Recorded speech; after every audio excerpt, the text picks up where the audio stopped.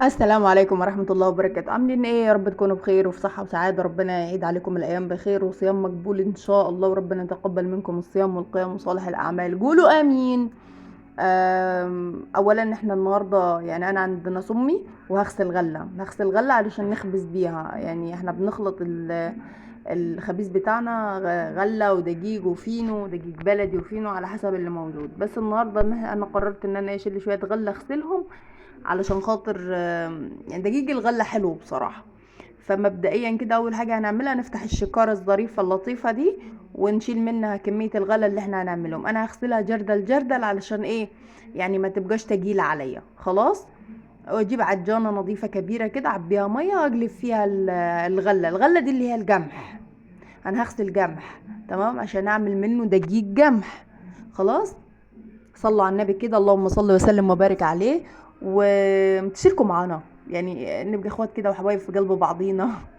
وحطوا الله قلب لف اي حاجه، يعني اللي يجي منكم كله حلو. ايام حلوه وانتوا ناس حلوه، ربنا يحلي ايامنا.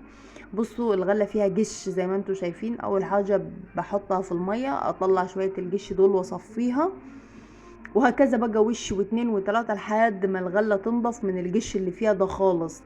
الغلة دي اللي هي ده الجمح، اللي هي حبة الجمح. بعد كده احنا عندنا طواحين في البلد، بناخدها ننضفها الاول من الجش ده، بنغسلها وبعد كده بنغربلها. علشان ساعات بيبقى فيها ايه، فيها زي ال اقول لكم ايه، زي البذر الاسود كده صغير. المهم ان هو لازم بيتنضف من الغله، وده مش بيتنضف غير بنغربله بغربال سلك. للاسف الحته بتاعت غربال السلك دي انا لقيتها اتمسحت من التليفون، او انا كنت فاكراها بتصور وطلعتش بتصور. المهم ان هي ايه، ما جاتش. يبقى مبدئيا بنجيب الغله ونغسلها وش واتنين وتلاته في الميه، عشان لو فيها طين يدوب في الميه وينزل.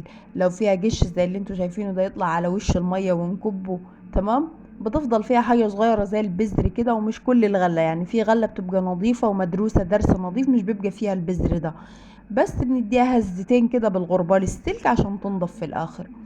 ده اخر وش، وزي ما انتوا شايفين اهي المية الله اكبر عليها بقت نظيفة ورايقة وزي الفل. بنجيب المصفى العاضي اللي هو المصفى بتاعنا بتاع الالومنيوم او الاستانلس ده، ونصفي الغلة من المية، وملاية نظيفة على السرير الجريد، السرير الخشب، عشان المية تنزل وتصفي، وفي حتة شمس كده.